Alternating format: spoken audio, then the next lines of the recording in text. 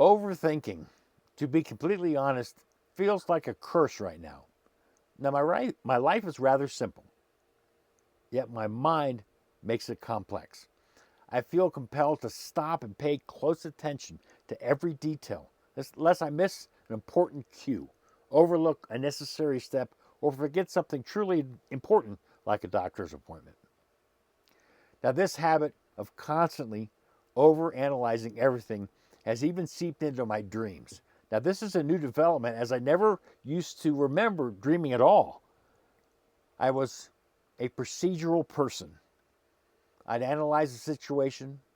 I would devise a detailed plan to fix it. Whatever I needed to do to accomplish my goals, then I would execute. Now, this procedural thinking on steroids is what I have now. Now, it's invaded most areas of my life, even my sleep. I'll wake up in the middle of the night, multiple times at night, mentally working through a problem, even when it's not a real problem.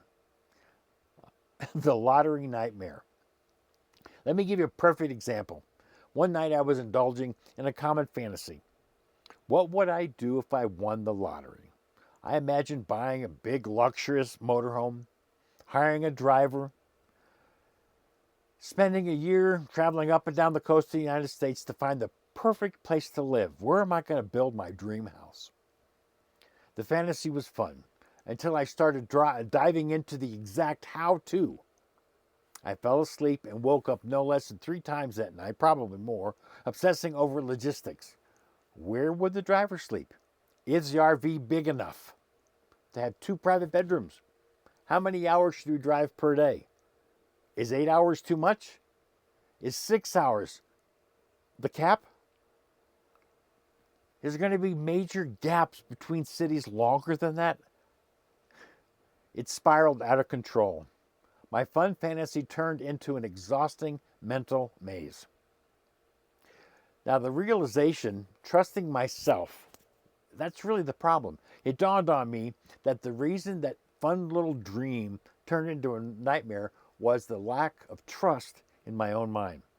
I used to be a much quicker and sharper thinker, and feeling the loss of that capacity created anxiety. Still does. I realized I had to relearn most of what I lost, and I'm still working on that. This YouTube channel is one of those steps of how to get that back. Thus, episode 1, Trusting Your Gut.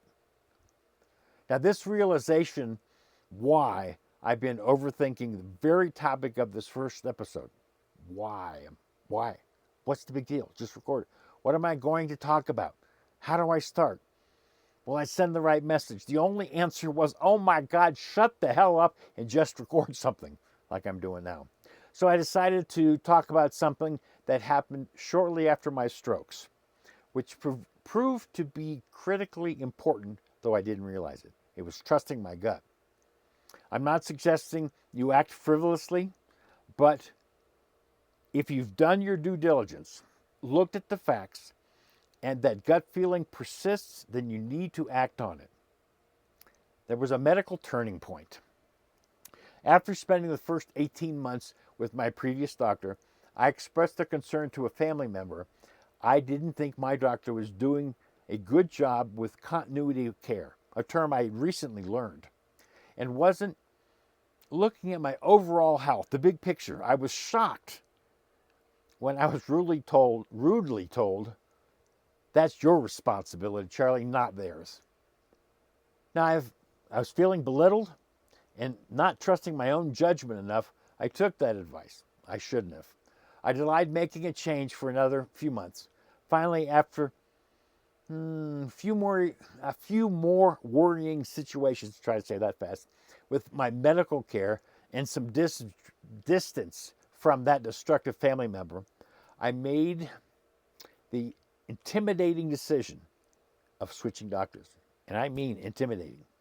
That decision was very difficult, but the best one I have ever made. My new doctor was incredible.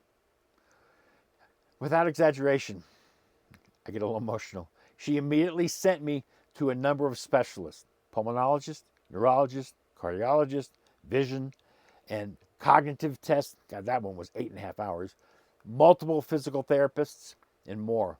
All those appointments, 18 different blood panels, CAT scans, MRIs, and a few more that I'm forgetting, I'm sure. But the moment changed my entire world.